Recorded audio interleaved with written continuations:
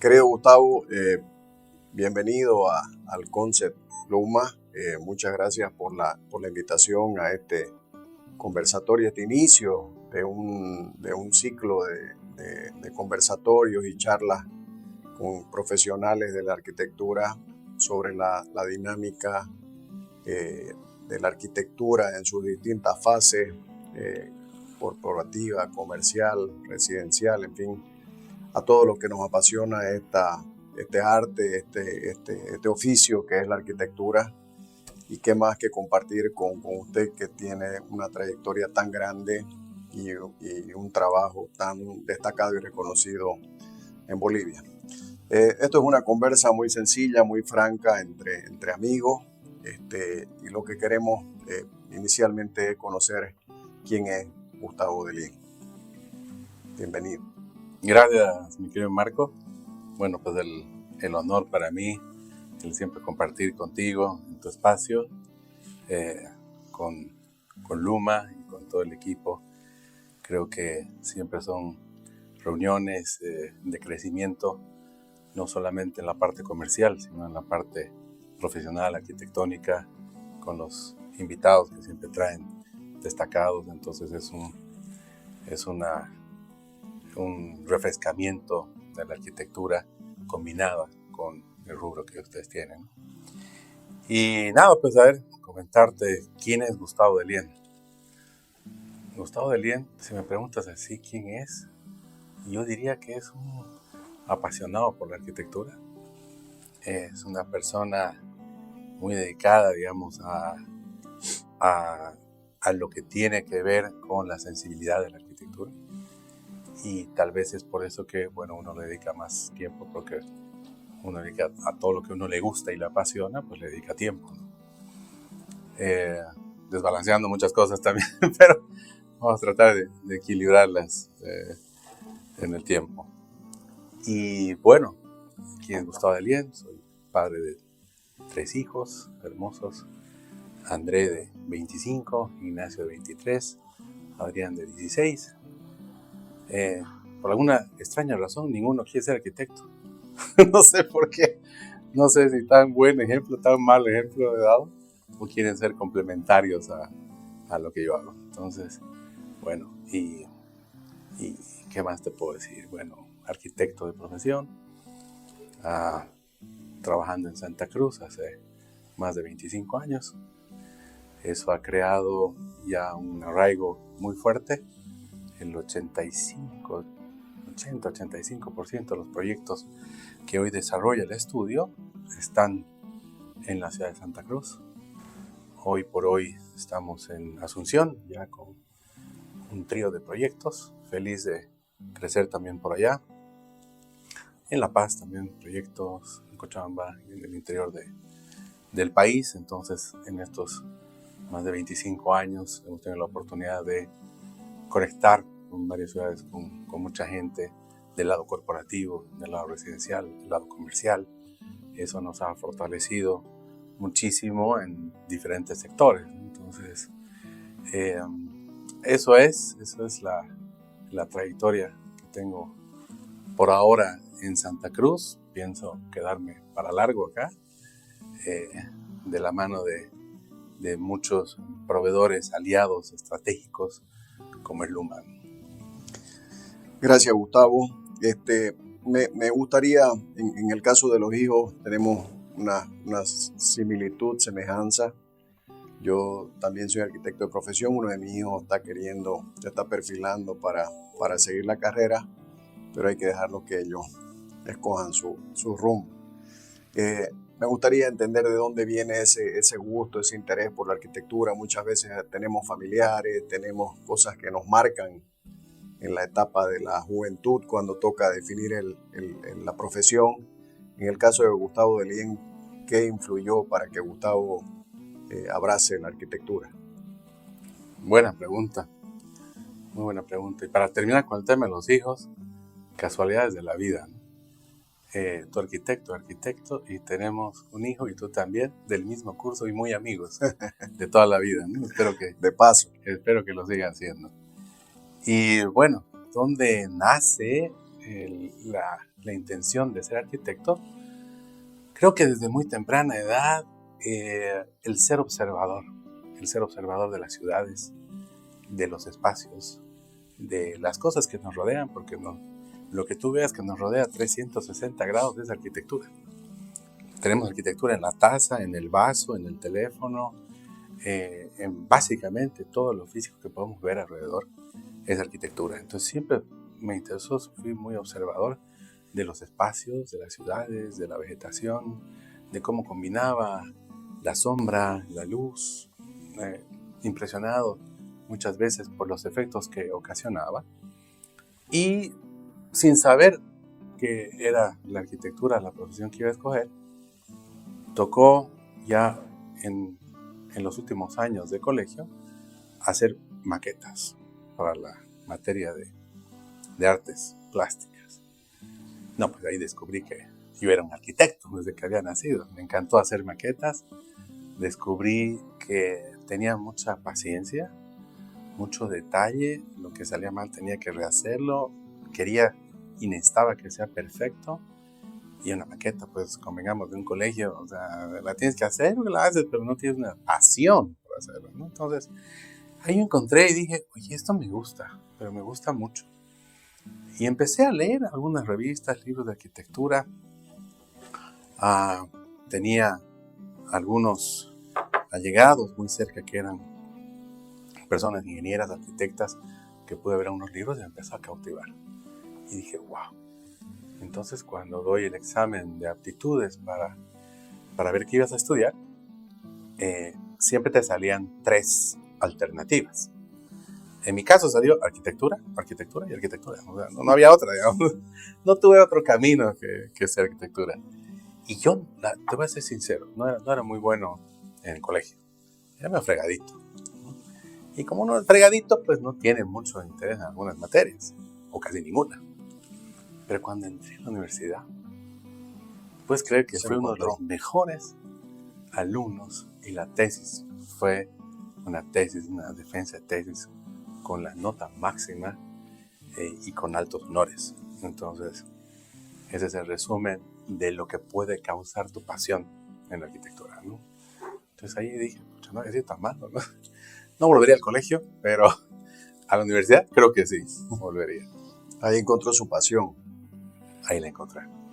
¿Cómo ve Gustavo la evolución de su trabajo? Porque todo el mundo sale de la universidad, da sus primeros pasos laborales, generalmente uno comienza trabajando en algún estudio, en fin, comienza a hacer prácticas, comienza a abrirse un poco al mercado laboral, y usted hoy en día es protagonista en grandes edificios corporativos, residenciales, comerciales, en fin.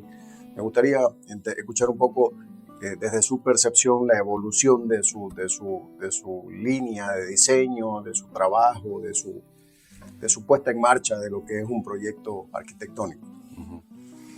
Me gusta esa pregunta, alguna vez me la han hecho y te puedo resumir un poco lo que tú comentas, ¿no? Cuando uno empieza, pues empieza por cosas pequeñas. Y por supuesto, al no tener una familia que tenga alguna empresa constructora, o ingenieros, o arquitectos, bueno, tuve que nacer yo de cero. Y como quien empieza, con trabajos muy chiquitos, con la piscina de alguien, de una tía, que te empiezan a hacer unos encargos sin saber lo que va a pasar, porque dicen, bueno, este pelado acaba de salir de la universidad, vamos a tomarle examen.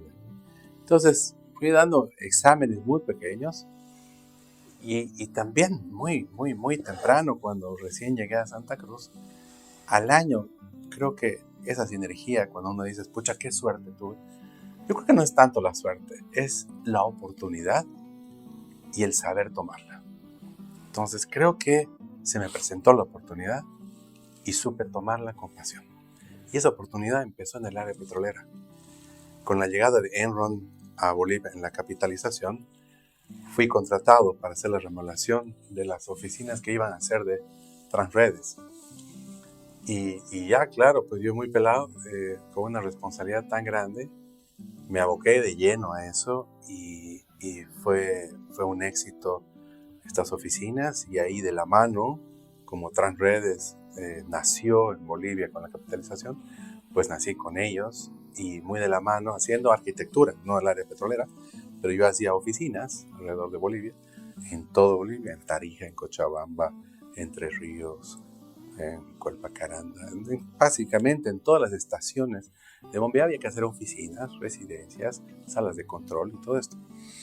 Y como ya tenía ya un avance importante que había hecho las oficinas corporativas de la empresa, pues fui invitado y había que concursar en cada etapa de estas. Y tuve la oportunidad de ganar muchas de las licitaciones, yo diría 90% de las licitaciones que yo diseñaba, y aparte me daban la posibilidad de poder ofertar, de poder generar una propuesta de construcción. Entonces esa oportunidad que me dan de poder construir conectó con mucha gente. Conectó con mucha gente del área petrolera, conectó con muchos lugares, con muchas zonas de Bolivia, y conectó también con mi capacidad tal vez de poder atender todo esto como una empresa muy pequeña, muy reducida. No debe haber sido muy fácil por las exigencias que tienen las empresas petroleras. Claro, pues las normas, las certificaciones, Viniendo de una empresa internacional, lo más importante para estas empresas no era la parte constructiva del presupuesto, sino era la parte logística. Y todo lo que tenía que ver con seguridad, y todo lo que tenía que ver con planificación y con supervisores y con, ¿qué te voy a decir?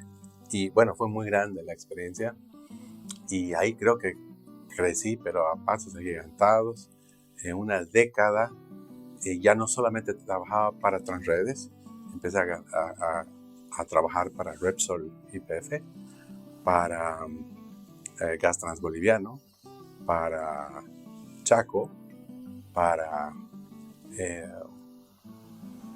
muchas empresas petroleras que estaban obviamente en el área de construcción de las oficinas porque empezaban a crecer, y eso pues multiplicó también, ¿no? Es como un epicentro que detona y hay muchos tentáculos que empiezan a desarrollarse uno por uno alrededor, y eso también permitió que empecemos en el área corporativa ya en Santa Cruz, naciendo con uno de los primeros edificios que había en la zona de Equipetrol. Había la Torre Chaco, que estaba ahí Petrobras, y el segundo edificio petrolero que se hace fue la Torre ITC, que hoy es Tropical Tower, y con ITC nos llevamos a toda la corporación de Repsol YPF. Entonces estuvo muy bueno, que ya después no fue YPF, solamente Repsol. Y ahí, en ese pequeño edificio de 8 pisos, empezó ya la transformación de todo el área corporativa que se gestaba desde casas, desde remodelaciones en el centro, oficinas pequeñas, que empezaron a entender que se podía tener una sinergia en los edificios corporativos, y nace este edificio ITC. Y luego pues ya empiezan todos los edificios que vienen por detrás, y luego tuvimos la suerte de ganar un concurso. Bueno, ese de ITC fue un concurso difícil con Lucho Fernández de Córdoba, que es un arquitecto muy reconocido. En realidad éramos 5 que clasificamos, 2, Lucho Fernández y yo. Creo que yo le gané por cansancio. Lucho tiró la toalla y entonces me dieron la oportunidad a mí. Y esa oportunidad también abrió muchas puertas. Sin duda. Ya que estamos hablando del corporativo, que es nuestra especialidad también para nosotros como Luma, dígase de paso, hemos realizado bastantes proyectos en conjunto, como el de Repsol, que es el que está comentando, ese edificio que fue equipar las oficinas en el interior del edificio de Tropical hoy en día.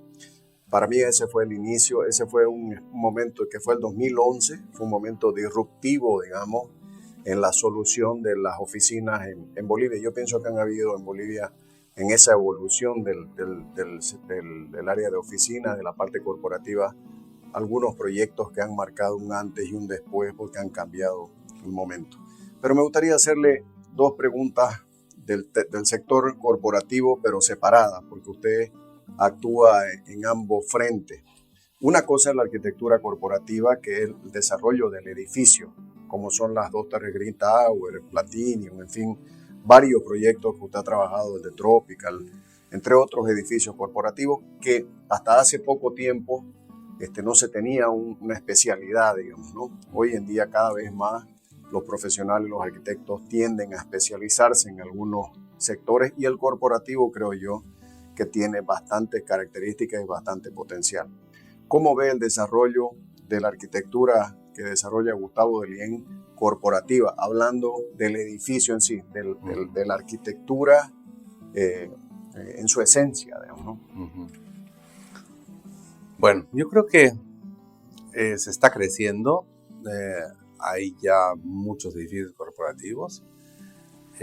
La verdad que el trabajar en edificio corporativo conlleva no solamente la solución de la oficina, conlleva en darle soluciones más también que tienen que ver con el área social, con gastronomía, con tratar de concentrar una experiencia en el edificio, en el que ese edificio de oficinas tenga algo de gastronomía, que tenga salud ocupacional en el trabajo, complementarlos con un gym, con salas de creatividad, hacer nuevos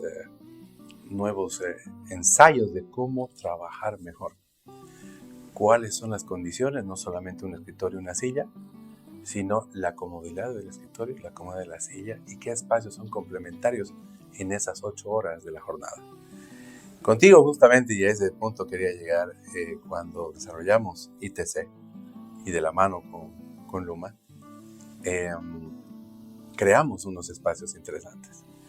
Creamos un espacio de pequeños comedores, de salas de creatividad, descontraídas, donde se podían hacer algunas charlas o tener entrevistas, una sala que no tenga que ver con una mesa, que tenga que ver mucho con espacios de sillones confortables que relajen a las personas, dejen una atención.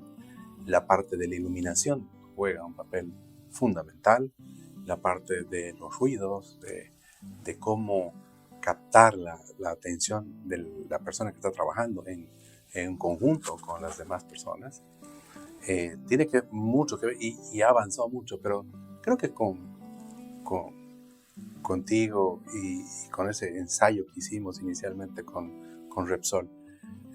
Repsol viene de es una empresa española que tiene muchas oficinas alrededor del mundo, y quedaron muy sorprendidos con el resultado que pudimos lograr.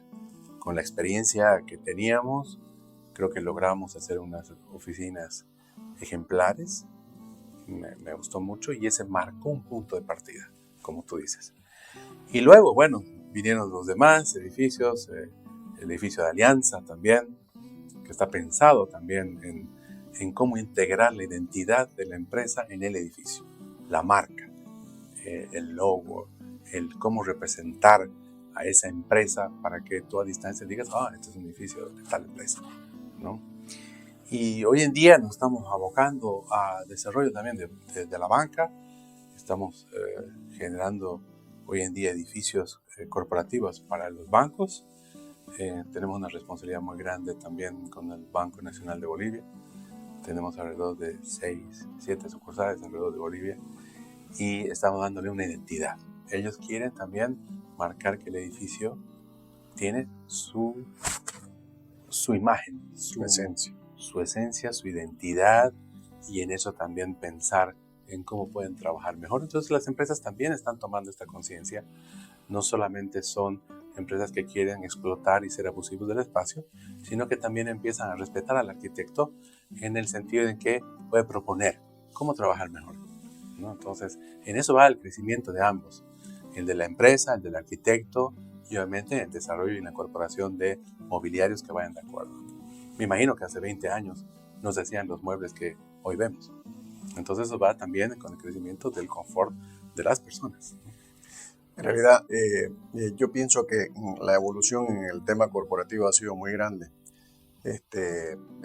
Cuando yo volví a estudiar el 2004 de Brasil, yo lo que pienso que las empresas hacían era comprar muebles, sentar a una persona y no importaba el contexto, el sonido, la acústica, la iluminación, todos esos detalles que hoy en día son prácticamente obligatorios al inicio. Es una evolución, digamos, así como han avanzado los edificios corporativos, el interior de las oficinas realmente están a otro nivel. ¿Cómo usted cree que las empresas bolivianas encaran, a pesar de la coyuntura que vivimos hoy día, cómo están encarando esa modernización de los ambientes de trabajo, ser más eficientes, que las personas estén más cómodas, que las personas sean más productivas, porque hoy en día tener una empresa ineficiente sale caro? ¿Cómo usted cree que cuando las empresas solicitan un proyecto corporativo, cómo encaran esa línea fina que hay entre costo-beneficio? Mira, has tocado un punto muy sensible, pero creo que sin duda la evolución en Bolivia, vamos a hablar en Bolivia porque es la pregunta que tú me estás haciendo, creo que el principal gestor para que esto despegue es con el ejemplo, el buen ejemplo y la réplica. Si tú ves a un banco, el que sea, que presenta una nueva imagen, que presenta un mobiliario, que da el ejemplo de cómo se debería trabajar o cómo debería funcionar, tanto como para el cliente como para el funcionario, es algo que empieza a contaminar los demás, en este caso bancos, oficinas, corporaciones, abogados, y es así, y podemos tocar una oficina de un abogado. De repente un abogado no tiene interés en tener una espectacular oficina, pero de repente sí, y aparece una oficina toda. Los demás abogados que están a la altura van a querer tener la misma o mejor. Y eso crea un desafío a los arquitectos, al mismo edificio, a la propiedad, y van a ir acomodándose las fichas, ¿no? Un poco porque viene la tendencia de Estados Unidos, de Europa,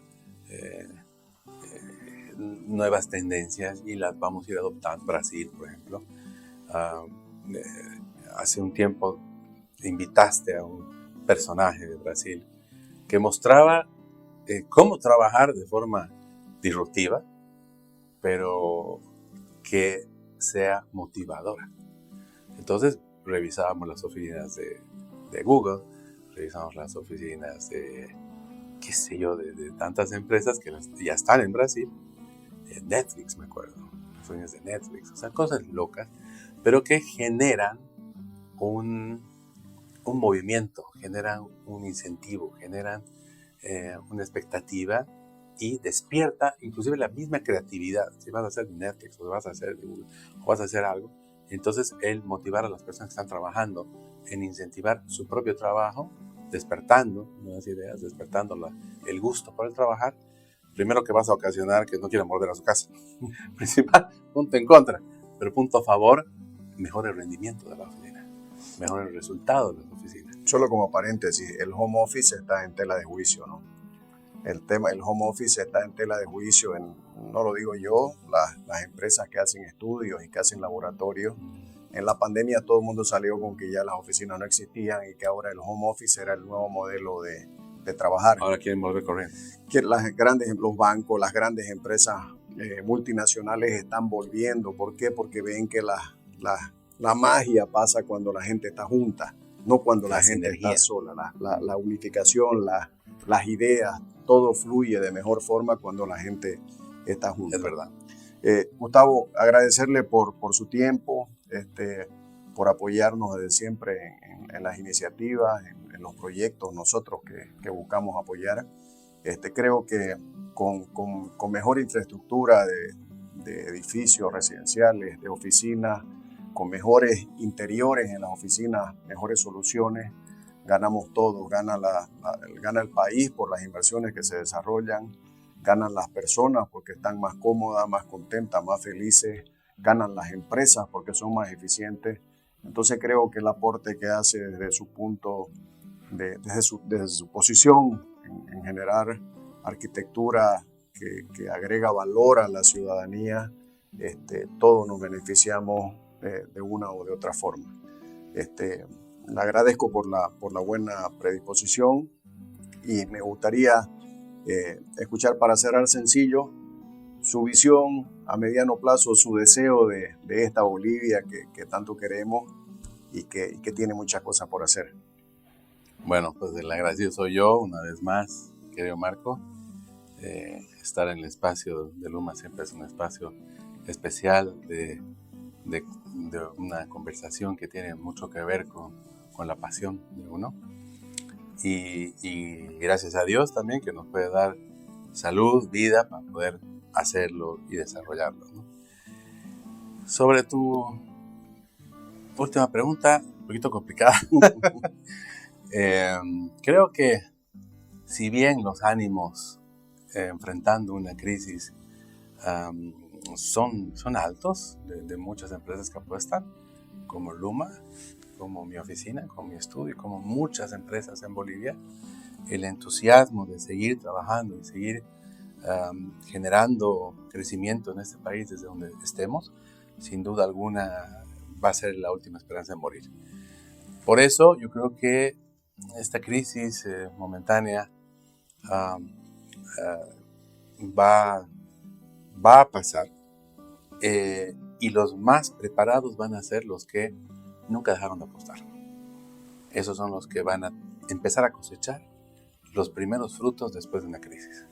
Entonces creo que hay que seguir apostando, creo que hay que seguir incentivando a inversionistas, a personas que tienen que ver mucho con esto y que de alguna manera puedan apoyar el crecimiento para desarrollar, y creo que Santa Cruz está en esa mira de ser una ciudad productiva en todos los sectores. Creo que va a ser el ejemplo de los demás para que los demás departamentos puedan seguir. La perspectiva, digamos, a corto plazo en el crecimiento corporativo ya lo estamos viendo en la zona de Equipetrol Norte, cuando ves Manzana 40, Green Tower, oficinas de Sheraton, Platinum, Banco Nacional está queriendo hacer otro emprendimiento y una serie de desarrollos que están conformando un epicentro corporativo. Poco visto en Bolivia cuando va concentrando en una zona.